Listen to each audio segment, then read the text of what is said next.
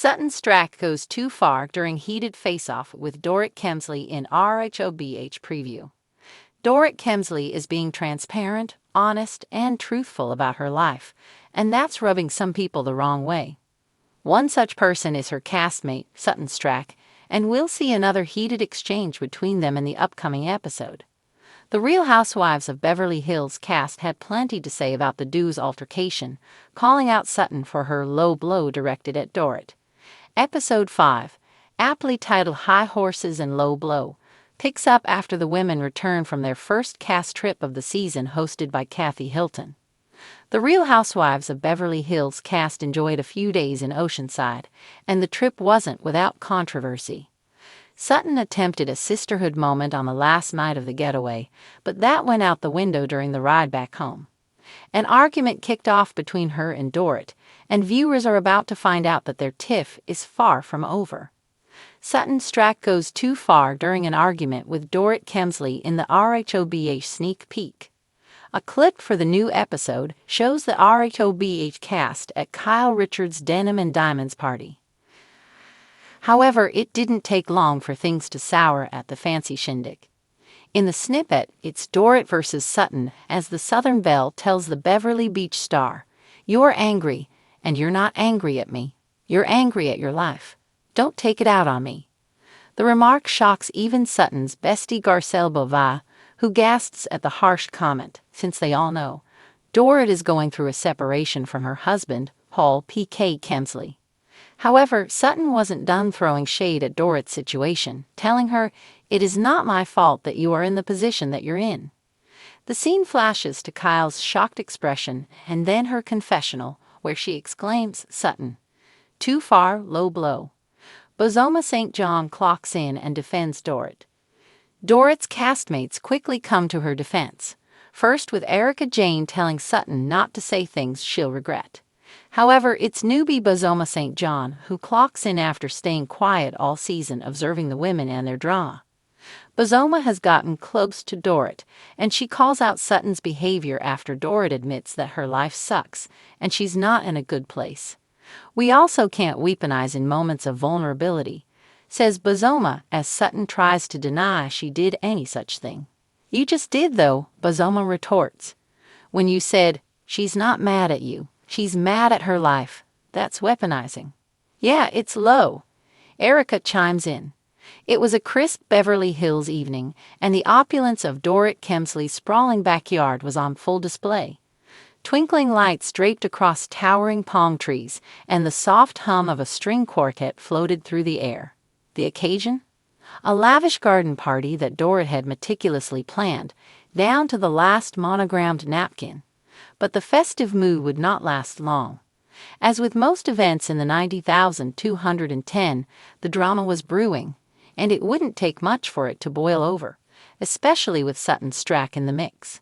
Dorit, resplendent in a flowing pastel gown that perfectly matched the evening's elegant whimsy theme, was flitting between guests, a glass of champagne in hand and her signature grin firmly in place.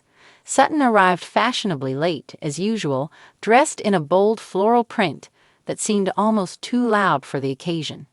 Her entrance turned heads, as it always did, but the air around her seemed tense. Something about Sutton's energy set the stage for an evening that would soon spiral out of control. It all started innocently enough. Sutton and Dorit exchanged polite greetings, the kind that's all smiles on the surface but loaded with undertones. Sutton's southern charm was in full swing as she drawled, "Dorit, honey, you've really outdone yourself. This is extravagant." The pause before the last word was just long enough to be noticed. Dorit's smile tightened. "Thank you, Sutton. I'm glad you could make it. You know how much effort I put into these gatherings."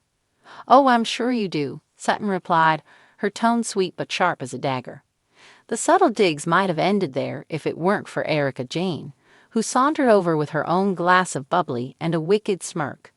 "What's going on over here? You two look like you're about to go 12 rounds." "Not at all," Dorit said quickly, her tone clipped. "We're just catching up." But Sutton wasn't about to let it go. The tension between her and Dorit had been simmering for weeks, stemming from Dorit's comments about Sutton's sensitivity and Sutton's perception that Dorit dismissed her feelings too easily. The wounds were still fresh, and tonight's pleasantries were little more than a facade. "Actually," Sutton said, turning to Erica with a sly smile, "Dorit and I were just discussing the effort that goes into these parties. You know, some people just love to show off." Erica's eyes widened, and she quickly stepped back, eager to watch the fireworks from a safe distance. Dorit's jaw tightened, but she maintained her composure. "If by showing off you mean creating a beautiful evening for my friends, then yes, Sutton, I do love to show off." Sutton's smile didn't falter. "Well, bless your heart for trying so hard." The phrase, a classic Southern barb wrapped in sweetness, was the final straw for Dorit. She set her champagne flute down with deliberate precision and squared her shoulders. "You know, Sutton, I've tried to be patient with you. I've tried to understand your quirks. But you constantly push boundaries, and frankly, it's exhausting." The guests nearby fell silent, their conversations halting as they turned to watch the brewing storm. Kyle Richards, standing just a few feet away, shot a look at Lisa Rinna, who raised an eyebrow but said nothing. This was Sutton and Dorit's battle, and no one was stepping in to mediate. Sutton's expression hardened. "Oh, I'm sorry, Dorit. Am I exhausting you? Is it exhausting to deal with someone who actually speaks their mind instead of hiding behind fake smiles and designer gowns?" The dig landed, and Dorit's perfectly composed demeanor cracked. "Fake smiles? Is that what you think this is?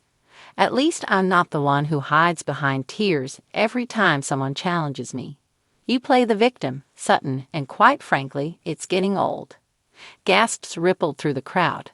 Sutton's face flushed, but she didn't back down. "You think I'm playing the victim? Honey, you don't know the first thing about me or what I've been through. And maybe if you spent less time worrying about appearances and more time being a genuine friend, you'd understand that." By now, the party had ground to a halt. Even the string quartet seemed to falter, their melody fading into awkward silence. Dorit took a step closer to Sutton, her voice dropping to a low, icy tone. "Don't you dare question my authenticity. You're the one who's always so quick to throw stones about living in a glass house. Maybe take a look in the mirror before you come for me." Sutton's eyes narrowed, and her voice trembled with anger. "And maybe you should take a look at what really matters in life instead of spending all your energy on parties and photo ops. This isn't a competition, Dorit. Not everything is about who can outdo whom." "Says the woman who can't stand to be outshone by anyone," Dorit fired back. "Outshone?" Sutton's voice rose. "Please, if I wanted to outshine you, I would. But unlike you, I don't need to." The silence that followed was deafening. The other housewives exchanged uneasy glances, unsure whether to intervene or let the confrontation play out. Finally, Kyle stepped forward, placing a hand on Sutton's arm. "Okay, ladies, I think we've all had enough excitement for one night. Let's take a deep breath and maybe have another drink." But neither Sutton nor Dorit was ready to back down. Sutton shook off Kyle's hand and stared Dorit down. "You know what, Dorit? Enjoy your party. Enjoy your perfect little life. But don't expect me to sit here and pretend to be impressed by your shallow nonsense." With that, Sutton turned on her heel and marched toward the exit, leaving a stunned silence in her wake. Dorit, visibly shaken but determined not to show it, picked up her champagne glass and took a long sip. "Well," she said, her voice steady but laced with venom, "that was dramatic, even for her." The party slowly resumed, but the evening's tone had shifted. Whispers spread among the guests as they dissected every word of the confrontation.